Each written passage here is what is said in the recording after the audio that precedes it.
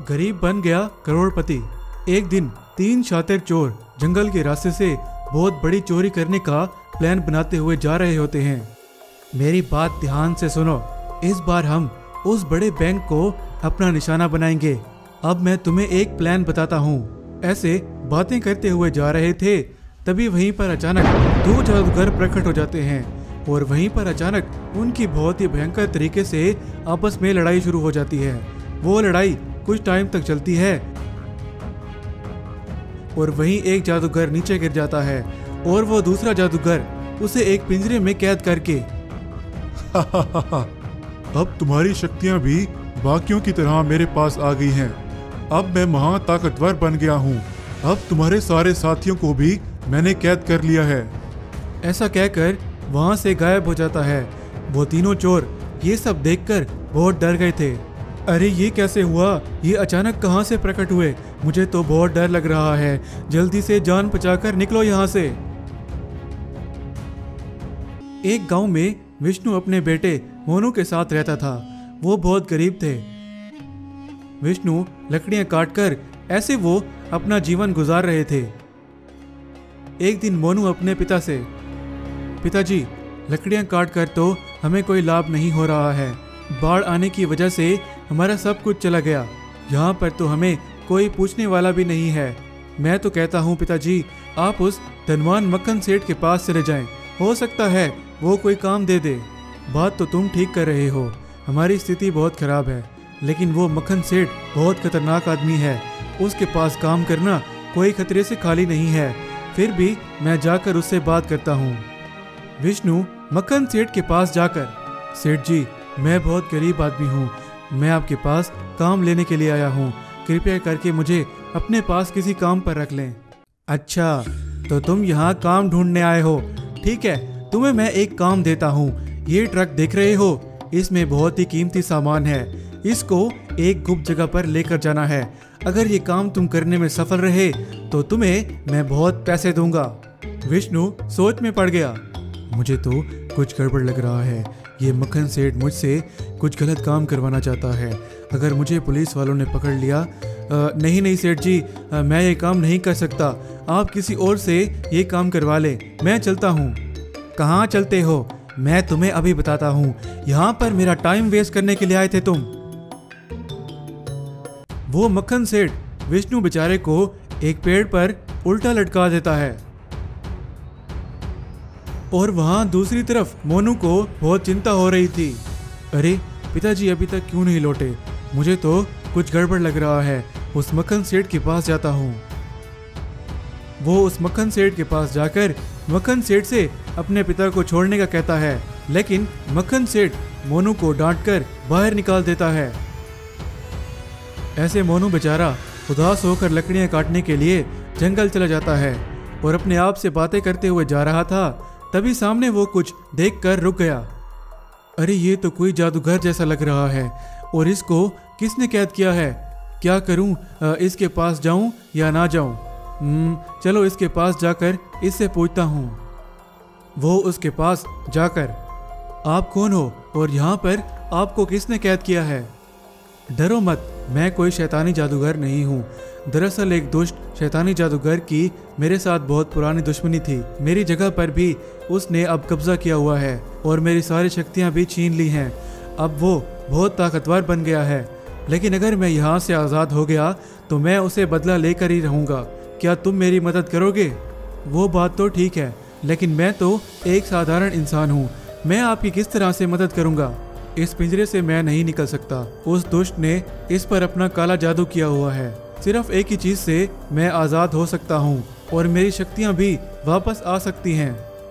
वो कैसे? बताएं मुझे, मैं आपकी मदद करने के लिए तैयार हूँ।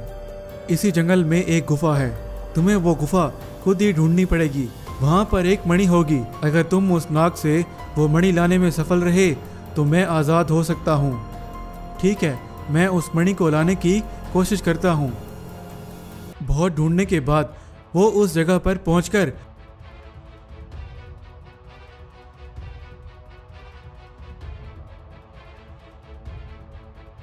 उस नाग को सारी बात बताता है और वहां से वो मणि लेकर आ जाता है। उस मणि से वो जादूगर को उस दुष्ट शैतानी जादूगर के पिंजरे से आज़ाद कर देता है। तुम्हारा बहुत बहुत धन्यवाद, तुमने मुझे आज़ाद किया। इसके बदले मैं तुम्हारी इस साधारण कुल्हाड़ी को एक मायावी कुल्हाड़ी बना रहा हूँ और इससे लकड़ियाँ काटना और देखना इसका कमाल। और अब मैं जा रहा हूँ उस शैतानी जादूगर के पास उसे मजा चखाने। बाद में मोनू लकड़ियों पर उस कुल्हाड़ी को इस्तेमाल करता है तो उसमें से बहुत सारा पैसा निकलने लगता है। मोनू ये सब देखकर बहुत खुश हो गया और वहाँ पुलिस मक्खन सेठ को पकड़कर ले जाती है।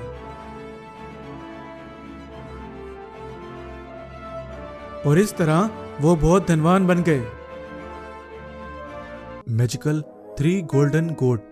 धरती से बहुत दूर एक बहुत ही सुंदर जगह थी जहाँ पर बहुत सारी गोल्डन बकरियां रहती थीं। उन सभी में से एक गोट बहुत ही विशाल थी। बाकी दूसरी गोल्डन बकरियों की वो रानी थी। एक दिन वहाँ पर कुछ शैतानी राक्षस आ जाते हैं और वहाँ उन गोल्डन बकरियों का एक सुरक्षा कवच था जिसको वो तोड़ना चाहते थे। वो राक्षस अपनी पूरी शक्ति का इस्तेमाल करते हैं लेकिन वो सुरक्षा कवच को नहीं तोड़ पाते।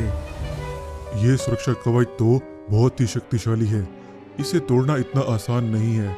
अगर इन सोने की बकरियों की शक्तियाँ हासिल करनी है तो हमें इसे तोड़ने के लिए और सेना लानी होगी। बाद में वो राक्षस अपनी बहुत सारी सेना लेकर आ जाता है और उस सुरक्षा कवच को तोड़ने लगते हैं। बहुत टाइम गुजरने के बाद वो सुरक्षा कवच टूट जाता है और वो शैतानी राक्षस अंदर घुसकर उन गोल्डन बकरियों पर हमला कर देते हैं। वो बकरियां भी अपनी शक्ति का इस्तेमाल करने लगती हैं लेकिन वो इस बार उनके सामने बहुत कमजोर पड़ जाती हैं। ऐसे कुछ बकरियां वहां से गायब हो जाती हैं और वो विशाल गोल्डन बकरी भी। खुशीपुर के गांव में चिंटू नाम का लड़का रहता है। वो जग्गू सेठ के दिए हुए घर में रहता था। चिंटू ने अपने पास कुछ बकरियां भी रखी हुई थी। वो जग्गू सेठ बहुत ही धनवान आदमी था। चिंटू उस जग्गू सेठ के पास काम करता था। इस बार इसमें बहुत ही कीमती सामान है, वो दूसरी जगह पर लेकर जाना है। पहले भी तुम बहुत लेट कर देते हो। अगर इस बार ये सामान उनके पास लेट पहुंचा तो तुम्हें मैं काम से निकाल दूंगा और मेरे जिस घर में रहते हो उससे भी निकाल दूंगा, समझे? सेठ जी एक बात बोलूं, आप जिस घर की बात कर रहे हैं वो घर तो मेरे पिता के नाम पर था। वो घर भी मुझसे अब छीन लेंगे। ऐसा अन्याय मत करें। और सेठ जी आप चिंता मत करें, ये सामान टाइम पर पहुंच जाएगा। ज्यादा बातें मत करो और अपने काम पर ध्यान दो। जाओ ये सामान वहां पर पहुंचा कर आओ। चिंटू ट्रक पर सामान लेकर जा रहा होता है। वहीं थोड़ा आगे जाने के बाद उस ट्रक का टायर पंचर हो जाता है। अरे ये क्या हो गया? अब मैं क्या करूंगा? यहाँ तो दूर दूर तक कोई पंचर वाली शॉप भी नजर नहीं आ रही है। अगर मैं लेट हो गया तो सेठ तो नहीं छोड़ेगा। वो सामान टाइम पर ना पहुंचने की वजह से जग्गू सेठ चिंटू बेचारे को काम से निकाल देता है और घर से भी। चिंटू बेचारा अपनी बकरियों को साथ लेकर जंगल में बहुत दूर आ जाता है। बाद में वो उसी जंगल में ही अपनी एक छोटी सी झोंपड़ी बनाता है और वहीं पर ही रहने लगता है। ये जग्गू सेठ ने अच्छा नहीं किया मेरे साथ। अब उस गांव में दोबारा जाने का मन नहीं कर रहा है। एक दिन उसी घने जंगल में अचानक एक जायंट गोल्डन गोट आ जाती है और कहीं आगे जाने लगती है। चिंटू जब उस गोल्डन गोट को देखता है तो बहुत आश्चर्य हो जाता है। अरे क्या मैं सपना तो नहीं देख रहा? मेरी बकरियों का रंग तो एकदम साधारण है। ये तो कहीं से प्रकट हुई है। ये तो कोई जादुई सोने की बकरी लग रही है। ऐसा रोज होने लगता है। वो गोल्डन गोट प्रकट होती और कहीं आगे जाने लगती। वहीं चिंटू कुछ सोचता है, ये सोने की बकरी कोई तो गुप्त काम करने के लिए आती है और फिर थोड़ा जंगल घूमकर गायब हो जाती है। चिंटू अगले ही दिन उस गोल्डन बकरी का इंतजार करता है। वो गोल्डन बकरी चिंटू के पास जाकर रुक जाती है। तुम इतनी विशाल हो और तुम्हें मैं कई दिनों से देख रहा हूँ। कौन सी जगह से आई हो तुम? अगर तुमने मुझे देख ही लिया है तो मैं तुम्हें बता देती हूँ। और वहीं उसी जंगल से जग्गू सेठ के आदमी भी गुजर रहे होते हैं। वो उस गोल्डन विशाल बकरी को देखकर वहीं रुक जाते हैं। देखो, हमारी अपनी एक जादुई दुनिया है, लेकिन अभी हमारी वो जगह कुछ दुष्ट राक्षसों के कब्जे में है। उन दुष्ट राक्षसों ने हमारी सुरक्षा कवच को तोड़ दिया है। वो हमसे बहुत शक्तिशाली हैं। अच्छा ठीक है, मैं भी बहुत मुश्किल में हूँ, लेकिन फिर भी मैं तुम्हारी मदद करूँगा। बताओ क्या करना है, उनको कैसे हराया जा सकता है? उनको एक बहुत ही शक्तिशाली अंगूठी है, सिर्फ उसी से ही हराया जा सकता है। मैं उसी को ही ढूंढ रही हूँ। जग्गू सेठ के आदमी उनकी सारी बातें तुरंत जाकर जग्गू सेठ को बताते हैं। बॉस, वो चिंटू अपने पास जो काम करता था, उसे हमने अभी एक जंगल में किसी बहुत ही विशाल गोल्डन बकरी के साथ बातें करते हुए देखा है। क्या कह रहे हो तुम?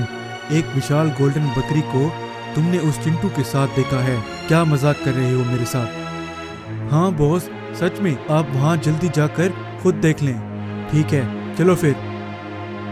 वो जग्गू सेठ तुरंत वहाँ पर जाता है, लेकिन वहाँ पर कोई भी नहीं होता। और वहाँ दूसरी तरफ चिंटू और वो गोल्डन गोट आखिरकार उसी जगह पर पहुँच जाते हैं और उस पावरफुल रिंग को चिंटू पहन लेता है। बाद में वो उस गोल्डन गोट की जगह पर कब्जा करने वाले उन दुष्ट राक्षसों के पास पहुंच जाते हैं और वहीं चिंटू उस शक्तिशाली रिंग का इस्तेमाल करता है। वो राक्षस उसका कुछ भी नहीं कर पाते और वहीं पर ही नष्ट हो जाते हैं। बाद में वो गोल्डन गोट उसकी बकरियों को साधारण बकरियों से गोल्डन बकरियों में बदल देती है और चिंटू देखते ही देखते बहुत धनवान बन जाता है।